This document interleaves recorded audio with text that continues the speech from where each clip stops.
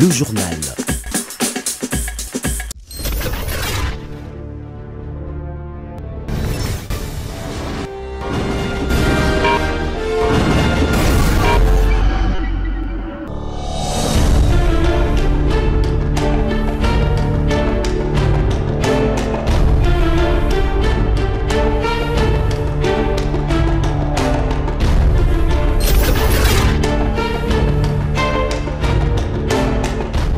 Merci de faire confiance au journal de la ville, mesdames et messieurs. Voici le sommaire. Publication des résultats des législatives nationales ce mercredi 18 décembre 2024 par la Commission électorale nationale indépendante dans la circonscription électorale de Massimanimba, province d'Ekwilu. Donald Sindani, Paul Louassangou, Didier Manzenga et Trifon Kinge Moulumba, élu député national. Les agents et cadres de l'Office national d'hydraulique rurale et de l'Office des voies des desserts agricoles exigent au ministre d'État, ministre du Budget, les contre-signes immédiats du barème salarial et les paiements de leurs salaires. Ils étaient en sit-in ce mercredi 18 décembre 2024 devant l'hôtel du gouvernement. C'est tout pour les sommaires, mesdames et messieurs. Encore une fois, bienvenue dans ce journal.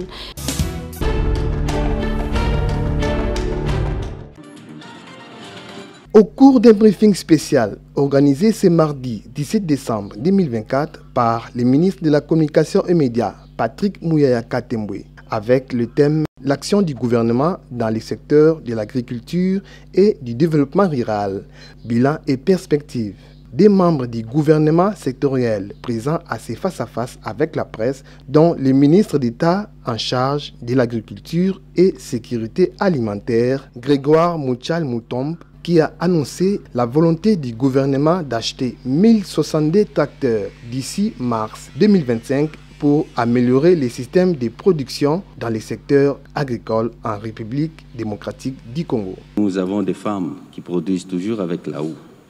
Mais si vous avez sur le terrain, vous allez trouver que ces femmes-là n'ont même pas une houe. Alors nous étions obligés de prendre les houes. Donc nous avons distribué autant de houes, environ 100 000 houes. Non pas 100 000, c'est 260 000 houes que nous avons distribuées au niveau national pour permettre à ce que les femmes puissent avoir une houe pour faire leur champ. Donc c'est un problème. Alors en même temps, nous sommes en train de réfléchir comment nous pouvons mécaniser l'agriculture dans notre pays. Nous avons aussi disponibilisé les tracteurs. Nous étions avec le président de la République à Kisangani, où il a eu l'occasion de... Oui. Donc, nous avons disponibilisé aussi des tracteurs.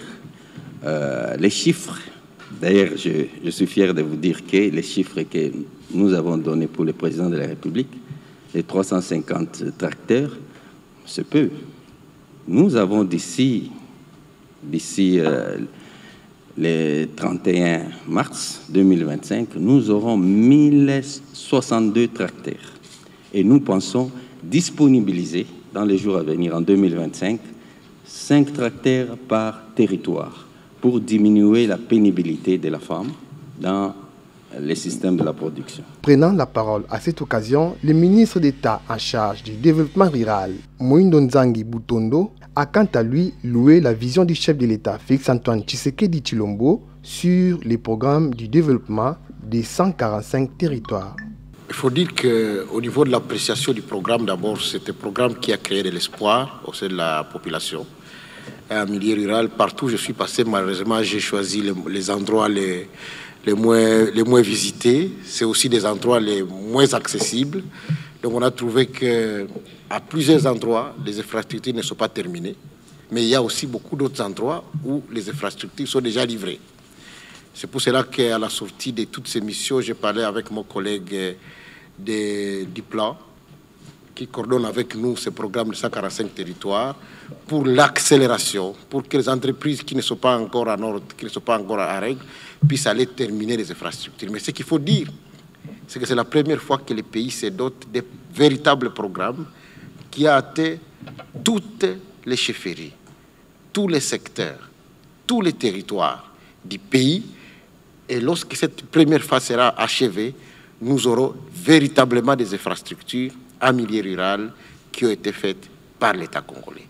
Et donc nous sommes dans la deuxième phase qui est une phase qui nous concerne plus particulièrement, puisqu'il faut dire que la première phase concernait principalement les ministères de l'Intérieur avec la construction des bureaux de territoire. Ça concernait le ministère de la Santé avec la construction des centres de santé, et puis le ministère de l'EPST avec l'éducation nationale maintenant avec la construction des écoles. La deuxième phase est logée dans une matière qui concerne exclusivement les domaines du développement rural, les routes de dessertes agricoles. On va en parler tout à l'heure pour vous démontrer qu'est-ce que nous voulons faire concrètement des routes du pays. Ça va être une véritable révolution. Les routes et les voies navigables surtout. Les routes et les voies navigables et les pistes d'atterrissage de dessertes agricoles. Ça va être une véritable révolution. Notons que Moïndo Nzangi a aussi souligné qu'il est prévu une stratégie de développement rural d'ici quelques années à venir.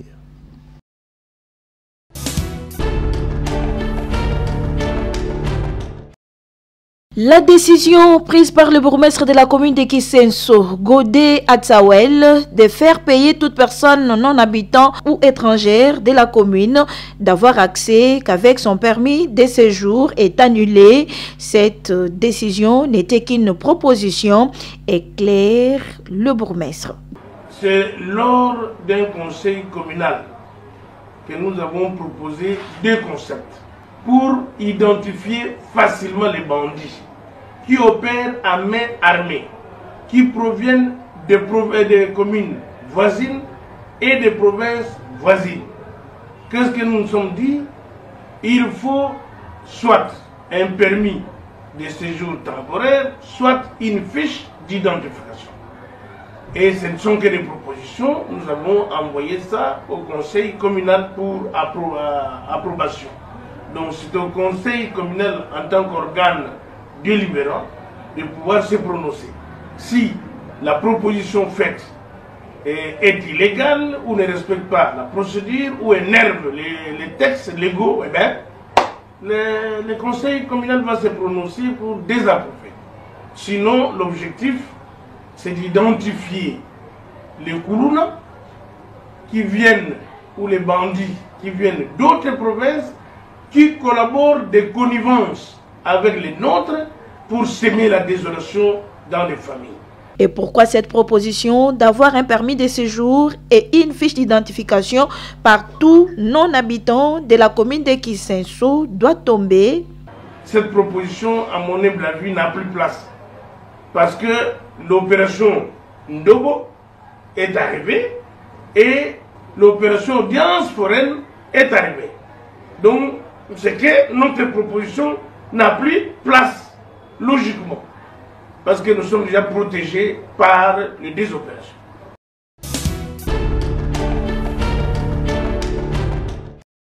Le premier forum national sur l'évaluation externe de l'administration électorale dans sa dimension genre et inclusion au 4e cycle électoral ouvert à Kinshasa ce lundi 16 décembre 2024 au nom du président de la centrale électorale Denis Kadima Kazadi, le deuxième vice-président de la commission électorale nationale indépendante CENI Didier Manara Linga a procédé à l'ouverture de ce forum organisé à Rotana Hotel en collaboration avec IFES, Fondation internationale pour les systèmes électoraux. Dans son discours d'ouverture, le deuxième vice-président Didier Manara a énuméré les raisons pour lesquelles la CENI organise ses assises.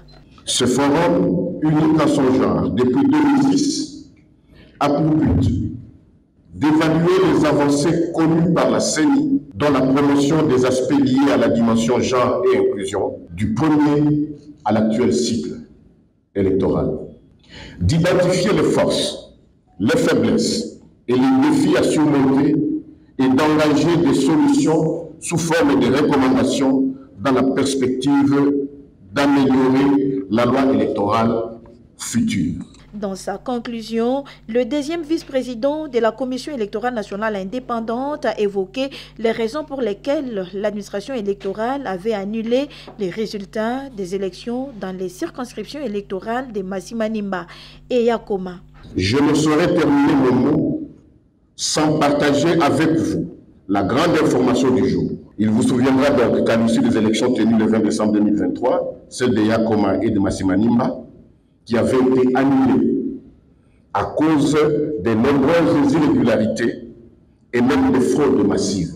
Hier, le 15 décembre, elles ont été reprises et la proclamation des résultats interviendra incessamment. Je déclare ouverts les travaux du Forum national Genre et Inclusion dans le processus électoral en République démocratique du Congo. Une occasion pour Didi Manara d'exprimer les profonds remerciements aux traditionnels partenaires de la Commission électorale nationale indépendante AIFES pour son accompagnement et qui ne ménage aucun effort pour contribuer à l'amélioration de l'adhésion des catégories les plus vulnérables dans le présent processus.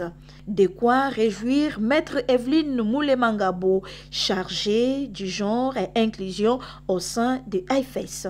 Ces programmes, c'est dans le cadre d'un grand projet qu'on appelle NDEKE. NDEKE qui veut dire construire une démocratie inclusive et résiliente. Ce projet, c'est un projet qui est en train de soutenir la CENI, qui vient en appui technique à la CENI pour essayer de voir comment améliorer la gouvernance électorale au sein de notre pays. Et c'est financé par le gouvernement britannique. Il importe de relever que le premier forum national sur l'évaluation électorale dans sa dimension genre et inclusion au 4e cycle électoral fait partie intégrante des stratégies de l'actuel management de la CENI en vue de booster la participation de la femme dans la gestion du domaine public.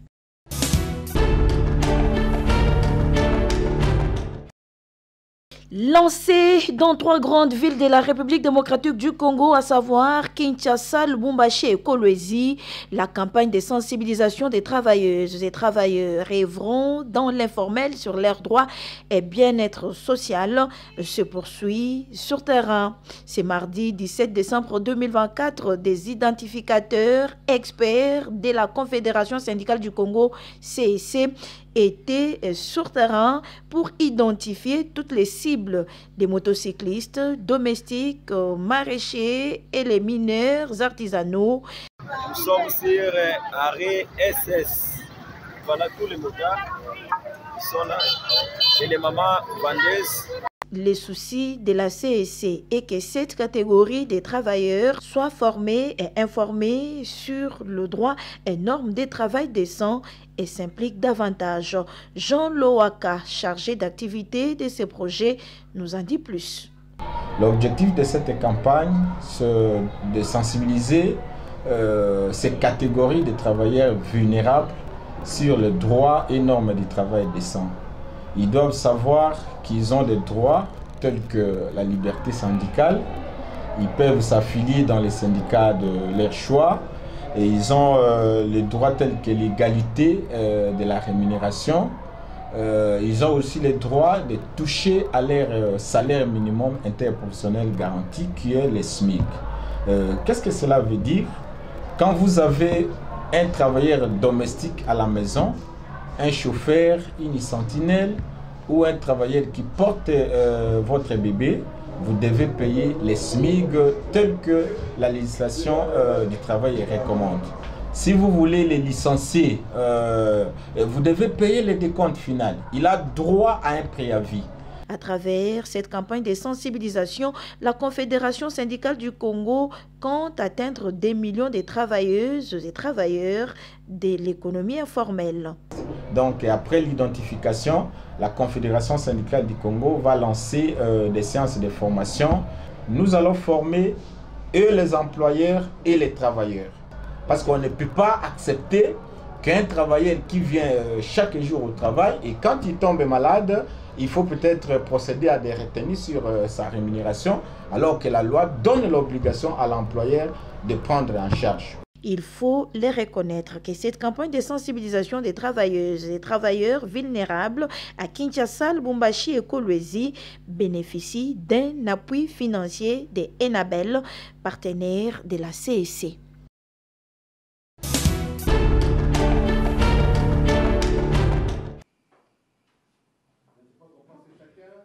Qu'est-ce qui bloque les conseillers communaux à bien faire leur travail dans leurs entités territoriales décentralisées respectives et quelles sont les pistes de solutions pour décanter la situation? L'Église, soucieuse du bon fonctionnement et développement des entités territoriales décentralisées en République démocratique du Congo, à travers sa cellule, le bureau des liaisons avec le Parlement de la Conférence épiscopale nationale du Congo, BELP5, a organisé ce mardi 17 septembre 2024 un atelier sur la méthode d'analyse en groupe avec les conseillers communaux et d'autres acteurs sociaux en vue de déceler les problèmes, recueillir des informations supplémentaires sur les défis relatifs au bon fonctionnement des entités territoriales décentralisées dans ce nouveau contexte de la décentralisation. Les participants à cet atelier se réjouissent de l'initiative de l'Église à travers sa cellule, le BELP5, et attirent l'attention des conseillers communaux. Le bourgmestre n'était pas habitué à un régime de contrôle par un organe délibérant et aujourd'hui ils doivent comprendre qu'ils sont dans l'obligation de s'accepter les uns les autres. Il faut trouver un intérêt d'entente où les communaux et les bourgmestres pourront se mettre ensemble pour voir d'abord l'intérêt de la population. Le conseil communal doit s'assumer parce que ce sont eux qui sont en train de vivre la situation. Et la solution durable doit aussi venir d'eux-mêmes.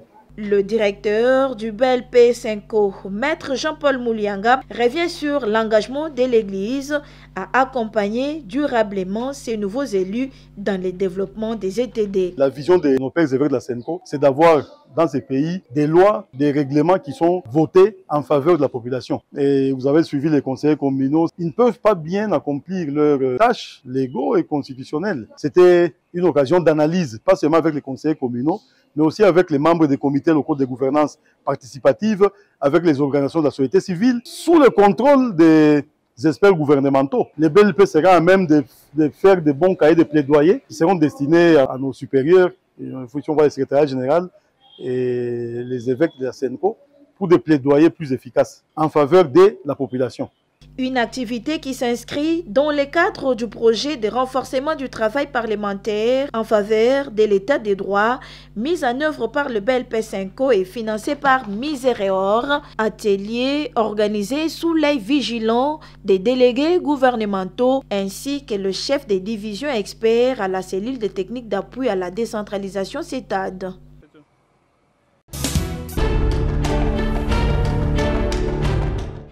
Les premiers flacons du vaccin LC16M8 contre la Mpox destiné aux enfants déjà à Kinshasa, c'est la matérialisation des discussions sur la gestion et l'utilisation de ces vaccins en provenance du Japon. Le vaccin LC16M8 pourra être administré aux enfants à partir d'un an en République démocratique du Congo. Une formation des formateurs a eu lieu à l'INRB pour comprendre les conditionnements, l'utilisation, la conservation, le comportement de ces vaccins dans l'organisme ainsi que ses caractéristiques et ses effets secondaires. C'est dans le cadre de la réponse de ces problèmes de santé publique et la recherche du bien-être de la population congolaise avec l'implication du ministre de la Santé publique, Hygiène et Prévoyance sociale qu'un accord a été signé avec le Japon. Il y a un besoin à agir pour la protection des enfants contre la Mpox et la stratégie sera claire, a martelé le coordonnateur du COUSP, le professeur Christian Gandou. Ici, on va terminer aujourd'hui la séance en rapport avec ce vaccin, sont les modes face à la gestion et l'utilisation. Et on va faire un peu de pratique pour voir un peu pratiquement comment ces vaccins peuvent être utilisés sur le terrain pour que les populations, les enfants puissent bénéficier, n'est-ce pas, de ce type de vaccination dans le cadre de la réponse Mpox. Et aussi dans le cadre de la recherche, parce que la recherche aussi doit accompagner la réponse, comme on le dit. En attendant l'acquisition d'un lot important du vaccin LC16M8, le professeur Christian Gandou s'est dit ravi de cette matérialisation effective qui pourra arrêter la chaîne de contamination et réduire l'incidence de la Mpox en RDC. Le pays s'est engagé dans des discussions avec la partie japonaise, c'est parce qu'on avait des besoins à couvrir, notamment pour protéger les enfants qui sont aussi affectés par la Mpox dans notre pays. Mais maintenant, pour des questions plus pratiques, la stratégie va être claire. Il faudra soit faire une étude immédiatement ou bien une étude accompagnant la réponse. Donc, c'est après cette séance que les choses vont s'éclaircir et que ces choses vont... nous allons avoir une lumière par rapport à notre stratégie aussi, parce que la stratégie peut être actualisée en fonction des acquisitions scientifiques et techniques que nous avons partagées dans cet atelier. Voilà pourquoi cet atelier était vraiment très attendu et nous espérons que très rapidement, nous allons avoir une stratégie qui tienne compte de ce vaccin et qui tienne compte des acquisitions scientifiques, techniques que nous venons de discuter ici. L'épidémie Mpox existe en République démocratique du Congo.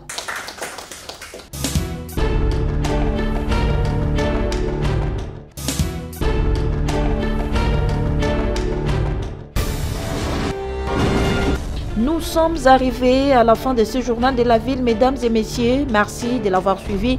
Le prochain rendez-vous est fixé pour ce jeudi et d'ici là, portez-vous bien.